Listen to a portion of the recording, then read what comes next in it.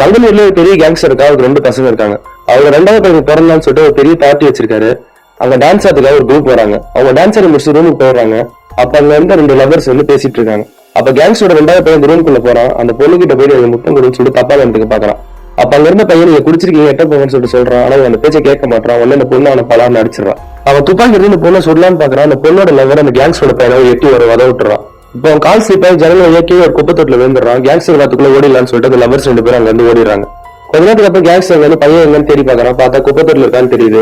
அவன் ஹாஸ்பிட்டல் காமிச்சு அவன் பெரிய பையனை யார் பண்ணாங்களோ அவனை கொண்டு வான்னு சொல்லிட்டு அவன் பெரிய பையனை இங்க அனுப்பிச்சு விட்டுறான். அந்த லவர்ஸ் 2 பேரும் எங்க போகுதுன்னு யோசிப்பாங்க. அவங்க அண்ணன் ஒரு பெரிய நடிகரா இருப்பார் கேரளால, அவரை பாக்கலாம்னு சொல்லிட்டு அவர் வீட்டுக்கு போவாங்க. அவங்க அண்ணா ரைஃபிள் கிளப்ன்ற ஒரு இடத்துக்கு போயிருப்பாரு. ஏன்னா அவர் அடுத்த படத்துல வேட்டைக்காரனா நடிக்கிறது பிராக்டிஸ் எடுக்கிறதுக்காக அங்க போயிருப்பாரு. நம்ம அங்க போயிடலாம்னு சொல்லிட்டு அவங்க போயிடுறாங்க. அவங்க அண்ணன் ஏன் இங்க வந்தேன்னு சொல்லிட்டு அவங்க கிட்ட சண்டை போடுறான். அந்த ரைஃபிள் கிளப்போட தலைவர் இந்த இடத்துக்கு யாரும் வர முடியாது, இந்த சேஃப் தான் சொல்லிட்டு அவரை கூப்பிட்டு காட்டுக்கு போயிடுறான். அந்த கேங்ஸோட பெரிய பையன் இவங்க இருக்கிறத கண்டுபிடிச்சிட்டு அங்க வரான். வாசல் இந்த 2 பொம்பளைங்க அவனை மிரட்டி அங்க இருந்து அனுப்பிச்சிடுறாங்க. அவன் அவங்க அப்பாவுக்கு ஃபோன் பண்ணி, அப்பா இங்க நிறைய பேர் கன்லாம் வச்சிருக்காங்க, ரைஃபிள் கிளப் மாதிரி இருக்கு, என்ன பண்ணலாம்னு சொல்லிட்டு கேட்கறான். நான் வர வரைக்கும் அமைதியா இருக்க சொல்லிட்டு அந்த கேங்ஸ்டர் சொல்லிட்டு இருக்கான். அப்புறம் கேங்ஸ்டர் பக்கத்துல இருந்தவன் பையனை எரிக்க போறோமா புதைக்க போறோமான்னு சொல்றான். அப்பதான் அந்த பையனுக்கு தெரியுது தன்னோட தம்பி செத்துட்டான்னு சொல்லிட்டு. உடனே கோவம் வந்து அப்பா நான் பாத்துக்கிறேன், நீங்க வாரத்துக்குள்ள வெட்டி முடிச்சிடுன்னு சொல்லிட்டு போனை கட் பண்ணிட்டு அங்க இருந்து வேகமா போயிடறான்.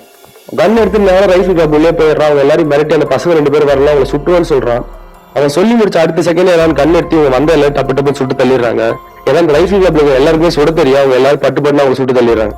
உள்ள இருக்க ஒருத்தர் கூட பயப்பட மாட்டாங்க. ஏன்னா வந்திருக்கிறது வேற 5 பேர் தான். ஆனா உள்ள இருக்க 11 பேர்கிட்ட கன் இருக்கும். இவங்க எல்லாம் ட்ரெயின் ஷூட்டர் அப்படிங்கிறதால டப்பு டப்புன்னு கன் எடுத்து சுட்டுருவாங்க.